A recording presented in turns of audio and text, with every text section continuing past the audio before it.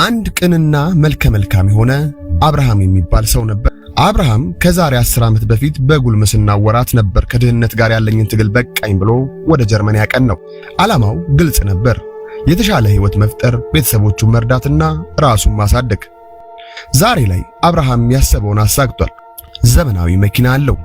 በሰለጠነችው ሀገር ምቹ ቤት አለው። በየወሩ ወደ ሀገር ቤት የሚልከው ገንዘብም አልተቋረጠም። ነገር ግን በአብርሃም ህይወት ውስጥ አንድ ትልቅ ስንጥቅ አለ። ማታ ስራ ጨርሶ የቤቱን ቁልፍ አዙሮ ወደ ውስጥ ሲገባ የሚቀበለው ያ የለመደው ጸጥታ ነው።